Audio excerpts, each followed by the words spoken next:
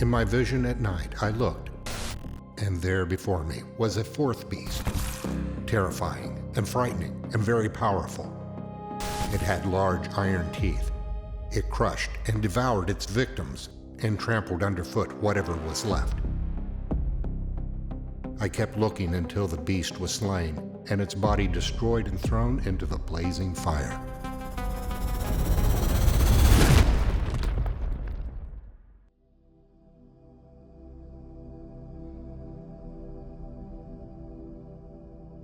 When I set out to begin the Biblical Bestiary, I just intended to draw cool things from scripture. I have a background in concept art and creature design, so the subject matter comes naturally enough. And designing the first three beasts of Daniel's visions went largely as expected. They're cool creature designs with interesting biblical history and some practical takeaways that we can learn from. And with those three beasts now designed, I've moved on to the fourth one, but this one is different.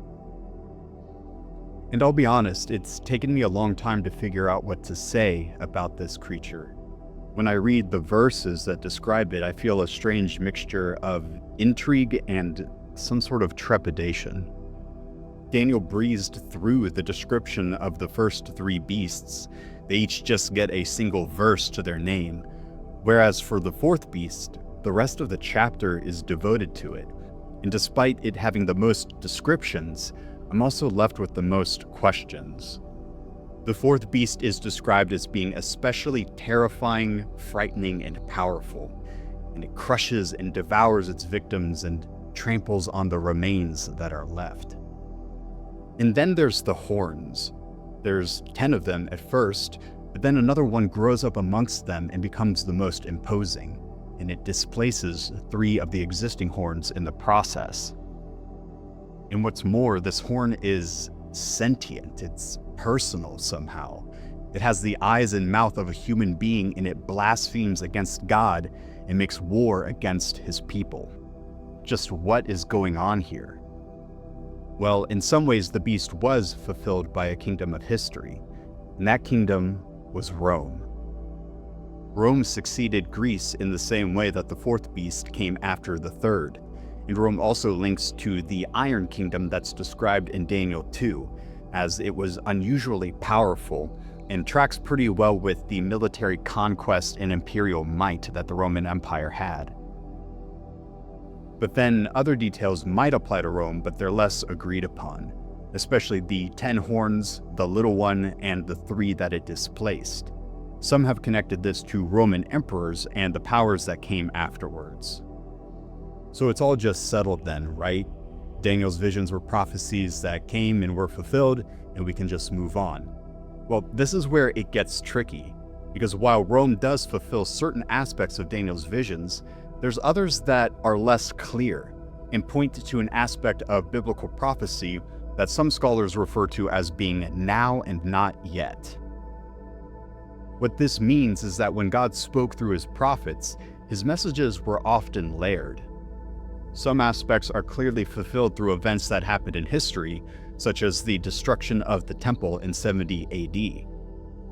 But other aspects seem to point toward an end times fulfillment, and this is what is sometimes referred to as apocalyptic or eschatological writing.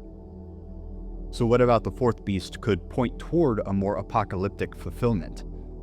Well, we read the beast was different from all the other kingdoms, that it changed set times and the laws, that it oppressed God's holy people for a time, times, and a half time, and ultimately that God himself intervenes in demolishing this kingdom, and that he sets up his rule forever after having slain the fourth beast and casting it into a blazing fire.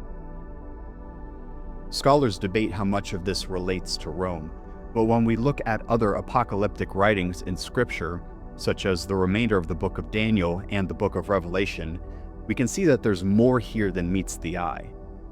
And it's understandable why Daniel notes that these visions left him disturbed and weak and even pale. If you'd like a more in-depth analysis of how the beast was and wasn't fulfilled by history, check out this video that I partnered to make with Kingdom 180.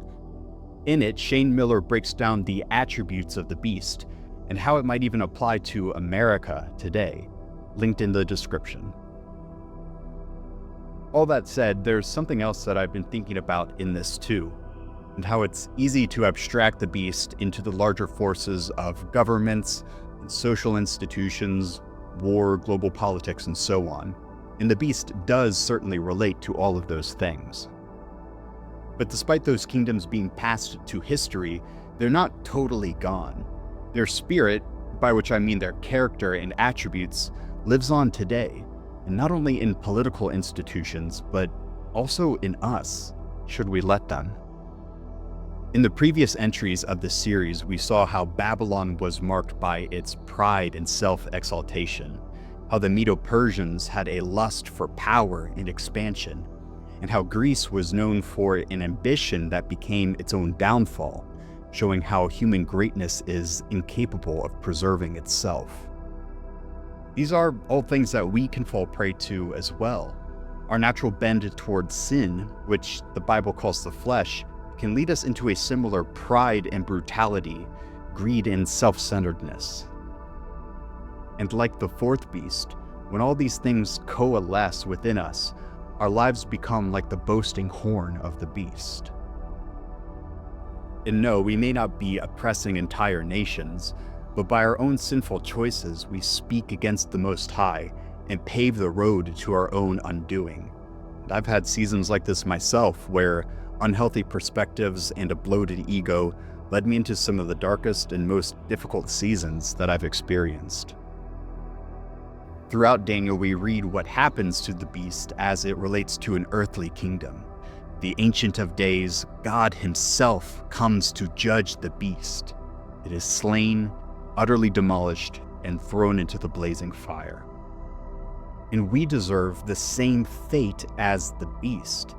But if you're like me, you probably struggle with that and think, come on, I know I'm not perfect, but I've not done anything as remotely bad as the beast.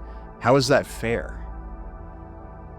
But it's not the size of the sin that matters so much as the size of the one that we've sinned against. And we already use this principle in our own laws. There are greater punishments for crimes done against police officers or federal officials, for example. Now take that principle and extend it to the laws that are broken against the King of Kings, the creator of the universe, the one rightfully called the Most High. And this is why we must take seriously how the beast rears its head in our lives, because even what we think of as a small sin carries infinitely greater consequences done against an infinitely good God. And yet this is where we need to compare the punishment that the beast received to how Christ has dealt with the beast within you and I. The fate of the fourth beast is sealed. It will be condemned, and all of its evil and darkness will be done away with. But in order to keep us from being done away with in the process, Christ made a way for us to step out of darkness and leave behind the beast that we would all otherwise carry.